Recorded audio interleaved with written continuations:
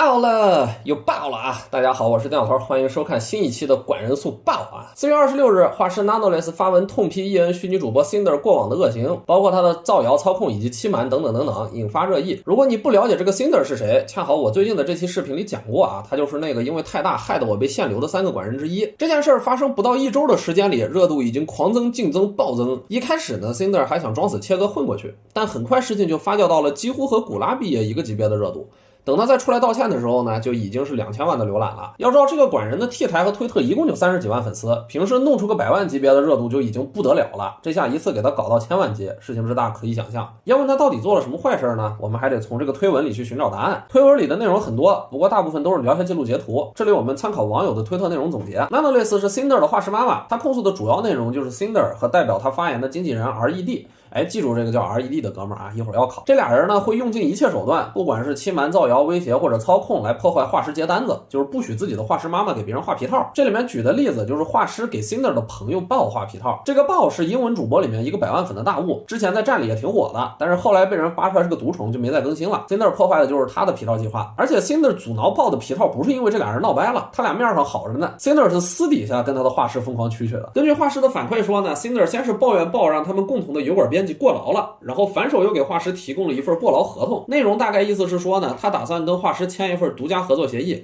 但是他不会给独家费用，不允许画师接其他人的单子，但是画师拒绝一份其他人的单子呢，就可以给 Cinder 做一份单子来弥补收入。在文章里，画师说 Cinder 这样做是出于怕皮套贬值的心态，但是在我印象里面啊，从来没有见过哪个画画很好的画师把自己的画给画贬值了的，倒是见过有本身画技一般的画师借着能种活的中之人越画越值钱的。说起这个钱呢，今天给大伙介绍一个省钱的好去处。要说省钱还得看转转，这个时候去他们家买手机非常划算。这台95星的 iPhone 14 Pro 只要3728元，相当于新机的4折，性价比超高。而且转转不只有手机 iPad 和大疆 Pocket 3价格也很实惠。转转是专业的官方验二手平台，拥有多种专利质检设备，每个商品都经过专业工程师的全面检验，并支持7天无理由退货和1年保修。现在去转转搜索口令大牌补贴，还能领取最高1000元的优惠券。趁着平台有活动，大家赶紧去转转更新一波数码产品吧。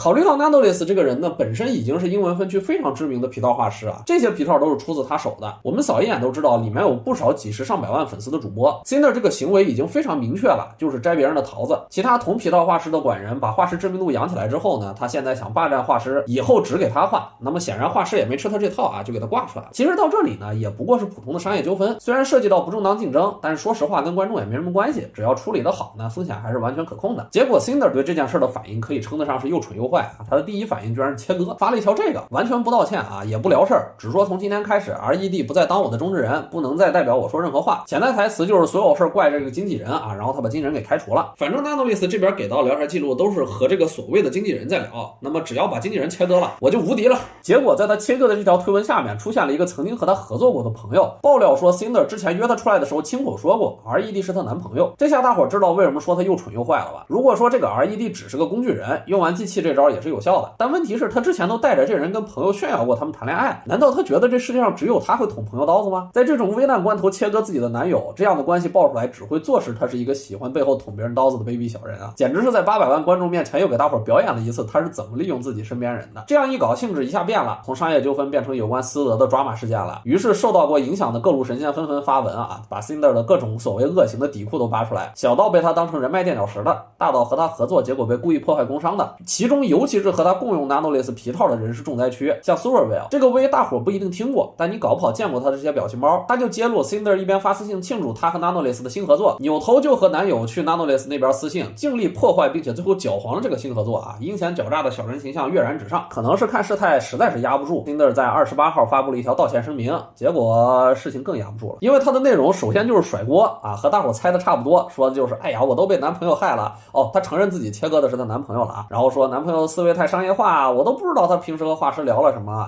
我也是受害者云云的。最后就是挨个对锤他的人进行解释和道歉。你如果只看他的道歉部分，那真是真情实感字字泣血啊，小嘴明甜。但是呢，里面有那么一些逻辑漏洞和蛛丝马迹，比如这一段，他谈到和 Nanoless 的独家合同，说她的男朋友是这样想的 ，Cinder 觉得这样是错的，但是后面又谈到说我不知道黑名单里面影响了鲍和 Cotton， 如果我知道我的朋友在里面，那我会说点什么。也就是说，尽管他知道整件事都是错的，而且这整件错误的事情已经进入了最终谈判，但是由于他不知道影响到了他的朋友，所以他就什么也不说。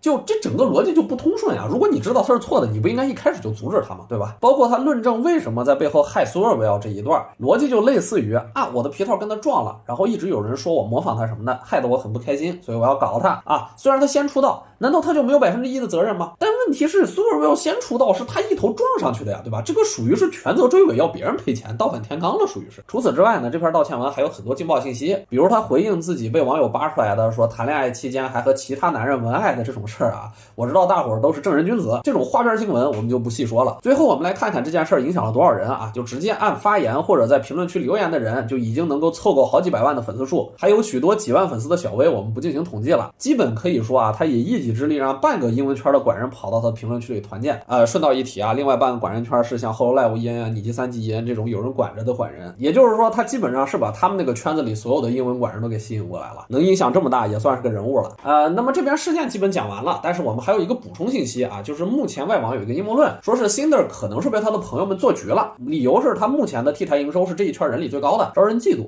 你别看他就30几万粉丝啊，这个赚钱确实猛，但是呢，这个阴谋论就算成立，其实也不足以推翻 Cinder 的罪证，因为就算他的朋友们用心不良做局害他，他们也得捏造出这么多证据，而且 Cinder 在道歉里面是没有任何为自己的辩驳的，基本上就是承认这些事儿他做过，这个肯定是赖不掉的啊。也就是说，就算他的朋友做局害他，他也得干过这些事儿才行。但是呢，如果阴谋论成立，他的这帮朋友，尤其是 Nanoles 这个发文的主谋，也未必是什么好东西啊，属于是开辟第二战场的一种双输好过单赢的论调。所以我觉得这个阴谋论的关注价值不大，放在这里当一个补充说明吧。然后我也会关注这个事儿的后续进展，感兴趣的朋友可以关注我的频道。那么我是电脑头，今天视频就到这儿了，下次攒够一期素材，我们再接着吹牛逼。